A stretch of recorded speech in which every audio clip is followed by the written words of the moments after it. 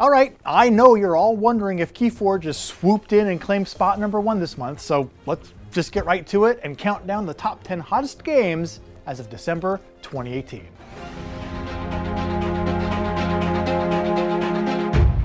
Hey there! I'm Chaz Marler from Pair of Dice Paradise and BoardGameGeek, and welcome to this month's Top 10 Hottest Games Countdown, which is based on the titles that are generating the most traffic and discussion on the BoardGameGeek website over the past 30 days. These games are tracked on the site's hottest games list, and the higher and longer a game remains on the list throughout the month, higher it ranks on the top 10. Now, 120 different games appeared on the list over the past 30 days, and we're going to be looking at the top 10. Starting with a returning game that slipped off the top 10 last month. Creeping its way back up onto the top 10 after a pause at number 11 is Arkham Horror the card game. Now, blurring the traditional lines between role-playing and game experiences, Arkham Horror the card game is a living card game of Lovecraftian mystery, monsters, and madness in which the player's choices and actions have lasting consequences into future game sessions. Now, one reason why this 2-year-old game continues to haunt our top 10 is because expansions continue to consistently be released for it. But a side effect of ongoing release of new rules and mechanisms and content is maintaining that new content with, well, rules explanations, errata, and answering frequently asked questions. And that's why, if you play this game, you may be interested to know that Fantasy Flight Games has recently updated their 11-page FAQ document, which is full of clarifications for the Arkham Horror card game and all of its expansions. The newest edition of the FAQ includes updates for the Depths of Yoth and the Skeleton Key expansions, and you know what, I'll include a link to it in this video's description, in case this is something you'd like to check out. Raising through the ranks from spot 21 all the way up to spot number 9 to make its debut on our countdown this month is Architects of the West Kingdom by Garphill Games. Architects of the West Kingdom is set at the end of the Carolingian Empire, circa 850 AD. And as royal architects, players compete to impress their king and maintain their noble status by constructing various landmarks throughout this newly appointed domain. To do this, they'll need to collect raw materials, hire apprentices, and keep a watchful eye on their workforce, all the while avoiding their treacherous rivals. Now, partaking in a few underhanded deals here and there may not seem like much, but each one increases the risk of eventual consequences. Architects of the West Kingdom is now available, so if you think that you have a pretty good bead on balancing reward versus risk, check it out. Dropping 4 spots down to number 8 this month is former number 1 game, Root, published by Leader Games. Root is a game of adventure and war in which players battle for control of a vast wilderness, driving the narrative with completely different objectives and playstyles between each faction. And if you'd like an alternate way to gain additional players to explore the game with you, you could try the Mechanical Marquee 2.0 project developed by BGG user Benjamin. The project's goal is to provide rules for adding several automated bots for more dynamic playing experience when there aren't enough players for a full game. The goal is to retain each faction's unique style while ensuring the players don't have to make decisions on the bot's behalf. If you're interested in trying out this fan-made Mechanical Marquee add-on for your next game of Root, well, I'll add a link to it as well in this video's description. Another game making its debut on the countdown this month is the game titled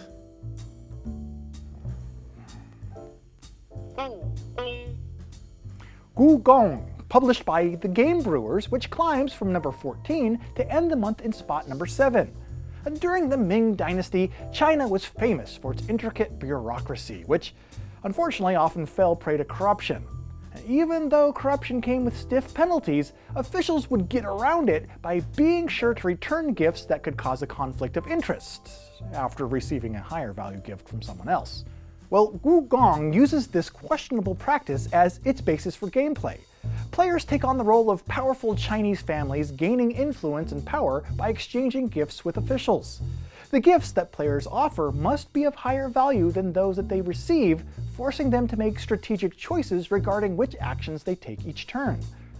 Gugong is currently scheduled to arrive at retailers at the end of December, and if you're interested in picking up a copy, well, you won't even need to trade in a different game of lesser value to get it. Did you know this?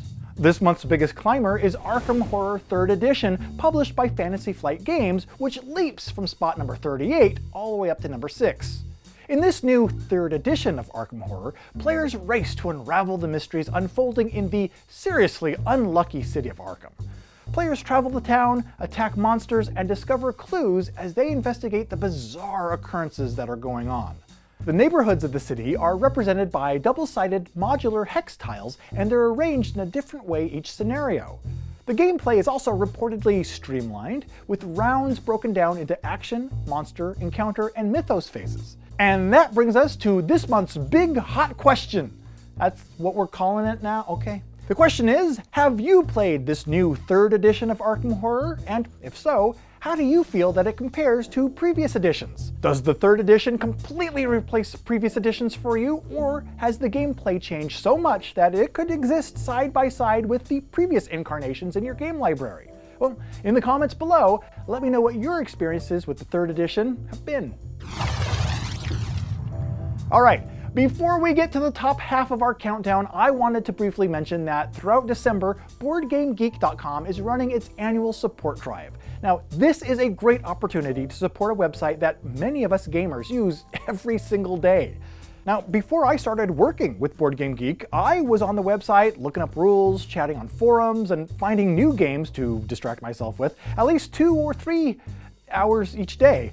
There is a lot of development and maintenance and hardware and software that goes into running the BoardGameGeek website. And the support that users give to BoardGameGeek goes directly to keeping the website running and helping make videos like this possible, plus all the other conventions and coverage and everything. You'll find a link to BoardGameGeek's annual support drive in this video's description, and I hope you'll consider it, because if twice as many people support BoardGameGeek this year, they'd easily raise twice as much money towards its operation. And I'm not exaggerating. That's physics. So thanks, and now let's continue with the countdown. Easing its way down 2 spots from number 3 to 5 is Spirit Island, published by Greater Than Games. Spirit Island is a cooperative game in which players are elemental spirits defending their island home from colonizing invaders. Together, the players must choose how to best spread their presence across the land to reclaim and protect it. Last year, an expansion for Spirit Island called Branch and Claw was released, and just a few weeks ago, a Kickstarter campaign was completed for the next expansion, Jagged Earth. This expansion will add new spirits, adversaries, tokens, scenarios, additional player powers, alternate island boards, and a whole bunch more stuff. If you missed it, keep an eye out for the late backer pledges becoming available sometime in the near future. Otherwise, you can just look forward to the Jagged Earth expansion's estimated arrival in May 2020. Reclaiming a spot from 5 to 4 this month is the omnipresent game of galactic landscaping, Terraforming Mars. In Terraforming Mars, players run colossal corporations competing to transform the Martian landscape into a new world that's capable of providing humanity with a new planet for its inhabitants' upstairs neighbors to practice their clarinet at 2 o'clock in the morning. Based on its continual appearance on our top 10, it's obvious that Terraforming Mars is played a lot. That's an understatement right there. It's just, yeah, it's everywhere. Now, you can play it even more because you can play it digitally on your computing machine. Because on October 17th, the Steam version of Terraforming Mars by Asmodee Digital was launched, allowing players on the Windows operating system to start colonizing the Red Planet as well. The developers of the digital version hoped to faithfully replicate the tabletop game, going so far as to enlist the help of the author of the original board game. After its first month since being released, Steam's Terraforming Mars app has a mixed reception, with 49% positive reviews. I'm going to keep an eye on this app to see if its reviews change as updates for the app are released. But in the meantime, here's hoping that your digital terraforming of the Red Planet goes smoothly. Slipping a spot, but still staying in the top 3 again this month, is Teotihuacan City of Gods by NSKN Games. Teotihuacan allows players to witness and partake in the glory of the powerful pre-Columbian civilization during its twilight. Players strategize, accrue wealth, gain favor of the gods, and participate in the construction of the magnificent Pyramid of the Sun. On November 27th, the developers of Teotihuacan, NSKN Games, announced their merger with Board and Dice. And according to reports, future games from both organizations will feature the Board and Dice branding on future print runs. The newly merged companies also announced upcoming expansions for Teotihuacan and Dice Settlers, a new game in the Exodus series, and half a dozen new titles that are all going to be in development. So keep an eye out for this and future games, which will apparently now be branded Board and Dice. Alright, we are at number 2. And coming in at number 2, after disappearing off the hotness list completely last month, is KeyForge Call of the Archons. KeyForge is billed as the world's first unique deck game, because every single deck is unique and one of a kind, with its own Archon and its own mixture of cards. In fact, the Call of the Archon set alone has the potential to generate more than 104 quadrillion possible decks. Now, that is the equivalent of 14 million unique decks for every single person on this planet.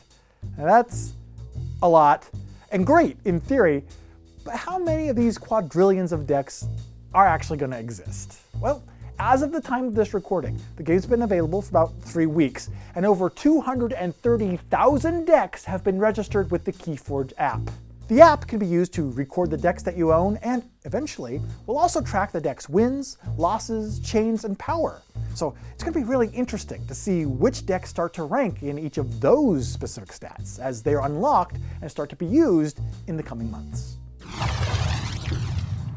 And so, edging out KeyForge to retain the number 1 spot once more is Gloom Haven by Cephalofair Games. Gloom Haven is a game of Euro-inspired tactical combat in which players take on the role of a wandering adventurer with their own special set of skills and motivation. Players must work together out of necessity to clear out menacing dungeons and forgotten ruins, thereby expanding an ever-branching story fueled by the decisions that they make. Gloomhaven's first expansion, Forgotten Circles, is expected to be released in February, and this expansion introduces a new class, the Aether Diviner. But those who are interested in taking the Aether Diviner for a test drive before its release can do so because Cephalofair Games has released a print-and-play version of the class, along with the first of a series of community-driven scenarios. So if you want to get in on this new class early, you will find a link to all of the related files in this video's description down below. So there you go. There is your list of the top 10 most popular board games as of December 2018. And for more board game countdowns, news, previews, and playthroughs, well, be sure to subscribe and turn on notifications so you don't miss out on any of the videos that are posted on this channel. Thanks for your consideration of supporting BoardGameGeek's support drive, and until next time, I've been Chaz Marler from Pair of Dice Paradise and BoardGameGeek, and take care. The neighborhoods of the city are represented by double-sided modular hexagonal tiles. Hexagonal hex tiles. How do you feel that it compares to the preview editions? Preview editions are not a thing that exists in this universe. It's not uncommon for me to spend more time on that website each day than actually working, which is something I realize I probably shouldn't have said out loud.